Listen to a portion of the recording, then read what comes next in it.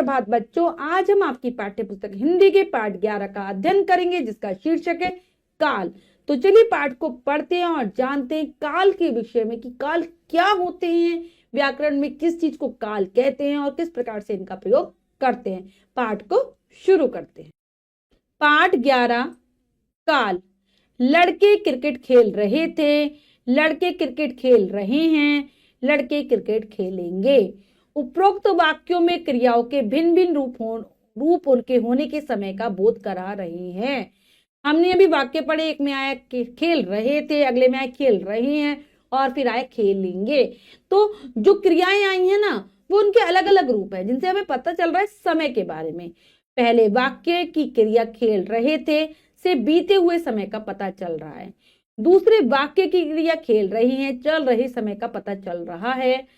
तीसरे वाक्य की क्रिया खेलेंगे से आने वाले समय का पता चल रहा है। तो हमें 3 प्रकार के समय का पता चल रहा है, जो समय बीत गया, जो समय चल रहा है और जो समय आने वाला है।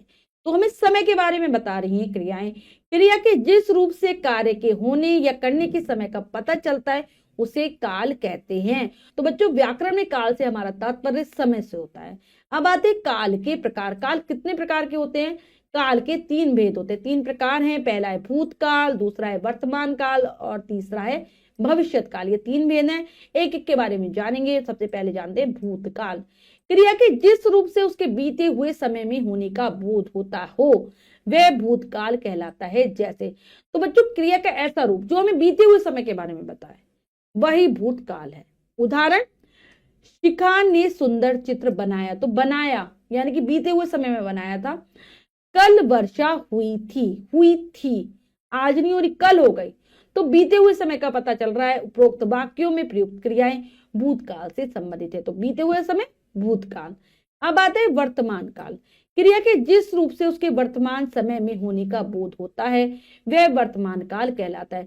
मतलब क्रिया का ऐसा रूप जो चल रहे समय में क्रिया होने का बोध कराता है, वह वर्तमान काल है। उदाहरण पढ़ते हैं। लंगूर पेड़ पर चढ़ रहा है, कृतिका टीवी देख रही है। तो दोनों वाक्यों से हमें पता चल रहा है कि कार्य इसी समय में हो रहा है। लंगूर पेड़ पर चढ़ रहा है और वो जो कृतिका है वो टीवी देख रही है। तो उपरोक्त वाक्यों में जो प्रयुक्त क्रियाएं हैं वर्तमान काल से संबंधित है, यानी कि जो समय चल रहा है उससे संबंधित है। अब आता है तीसरा, भविष्यत काल। क्रिया के जिस रूप से उसके आने वाले समय में होने का बोध होता हो वह भविष्यत काल कहलाता है। मतलब ऐसे क्रिया के रूप को हम भविष्यत काल कहते हैं जो कि हमें बताती है क्रिया कि आने वाले समय में ये कार्य होगा, तो वो भविष्यत काल है। आने वाला समय यानी कि भविष्यत काल, भविष्य में होगा। जैसे, सोनू कल केरल जाएगा, बढ़ई मेज बनाएगा। जाएगा, बनाएगा यानी कि आने वाले समय में कार्य होगा। तो उपरोक्त वाक्यों में जो प्रयुक्त क्रियाएं भविष्य काल से संबंधित है। जो क्रियाएं आई हैं वो किससे संबंधित है? आने वाले समय से संबंधित है। इसीलिए जो उदाहरण है वो हमारे भविष्यत काल के हो गए। अब हमने सीखा। जो बच्चों हमने सीखा है उसको एक बार दोहराने का प्रयास करेंगे। तो जो काल होता है वो समय होता है, ठीक है, आप जानते हैं। और इसके बारे में जो हमने पढ़ा है उसको दोहरा लेते हैं। क्रिया के जिस रूप से कार्य के होने या करने के समय का पता चलता है उसे काल कहते हैं। मतलब क्रिया का ऐसा रूप जो हमें बताता है कि जो क्रिया हुई है किस समय में हुई है, बीते हुए समय में, आने वाले समय में, या जो समय चल रहा है उसमें, यही काल है, समय है। काल के 3 भेद होते हैं। कौन कौन से? भूतकाल, वर्तमान काल तथा भविष्यत काल। ये 3 भेद हैं। क्रिया के जिस रूप से उसके बीते हुए समय में होने का बोध होता हो वह भूतकाल कहलाता है। बीता हुआ समय भूतकाल। क्रिया के जिस रूप से उसके वर्तमान समय में होने का बोध होता हो वह वर्तमान कहलाता है, यानी कि इस समय में जो क्रिया हो रही है वो वर्तमान काल की क्रिया है। क्रिया के जिस रूप से उसके आने वाले समय में होने का बोध होता हो वह भविष्यत काल कहलाता है, यानी कि क्रिया जो समय आएगा, आगे आएगा, भविष्य में आएगा, वही होगी भविष्यत काल की क्रियाएं।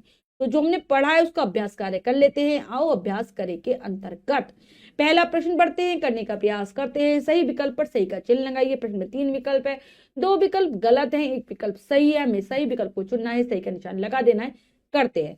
क्रिया के जिस रूप से कार्य के होने या करने के समय का पता चलता है उसे कहते हैं क्रिया काल वचन। तो समय जो बताए वो होता है क्या? क्रिया के समय को जो बताए वही है क्या? काल। काल के कितने भेद होते हैं? 3, 4, 5, तो 3 भेद होते हैं बच्चों। क्रिया के जिस रूप से उसके बीते हुए समय में होने का बोध होता है, होता हो कहलाता है वर्तमान काल, भूतकाल, भविष्य काल। तो बीता समय भूतकाल। हलवाई मिठाई बनाएगा वाक्य संबंधित है भूतकाल से, वर्तमान काल से, भविष्य काल से। तो ये भविष्य काल से संबंधित है क्योंकि बनाएगा आने वाले समय में बनाएगा। अब है अगला प्रश्न, वाक्य को भूतकाल और भविष्य काल में बदलिए। भूतकाल में बदलने हैं और भविष्य काल दोनों में बदलने हैं, और ये लिखे हुए हैं हमारे वर्तमान काल के। सुमित बहुत अच्छा चित्र बनाता है, तो क्या हो जाएगा? सुमित बहुत अच्छा चित्र, यहां पर है बनाता है, तो यहां पर हो जाएगा बनाता था, ये हो गया भूतकाल। अब अगला है, सुमित बहुत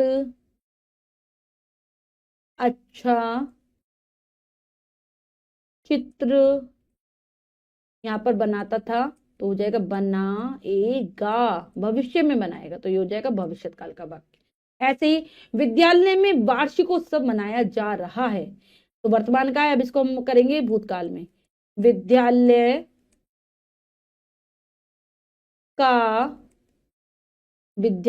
का वार्षिकोत्सव मनाया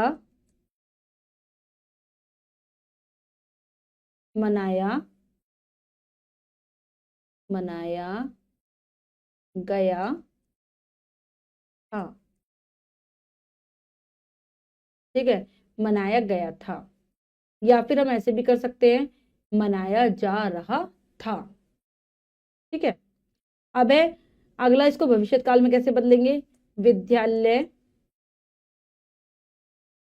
का वार्षिकोत्सव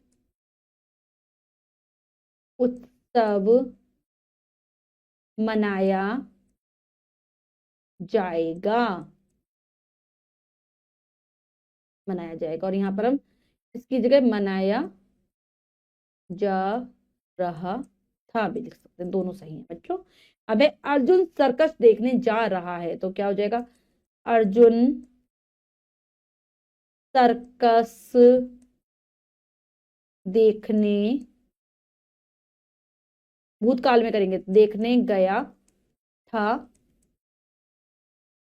या हम ऐसे भी ले सकते हैं देखने जा रहा था। अब है अगला, भविष्य काल में अर्जुन सर्कस देखने, भविष्य में करना है देखने, क्या हो जाएगा? जाएगा। तो बच्चों ये कार्य हमने बहुत अच्छे से समझकर पूर्ण कर लिया है। इसके बाद जो भी कार्य दिया गया है वो आपको स्वयं करना है सुंदर अक्षरों में अपनी अभ्यास पुस्तिका में। बच्चों आज हमने पाठ के माध्यम से काल के विषय में जाना, क्रिया का ऐसा रूप जो हमें समय को बताता है कि क्रिया किस समय पर संपन्न हुई है, कि वो वर्तमान में हुई है, भूतकाल में हुई है या भविष्य काल में हुई है, यही होते हैं काल। आशा करती हूँ पाठ बहुत अच्छे से आपको समझ आ गया होगा। पाठ को फिर से जरूर पढ़ेंगे। मिलते हैं अगली कक्षा में नए पाठ के साथ, तब तक के लिए स्वस्थ रहिए, प्रसन्न रहिए। धन्यवाद।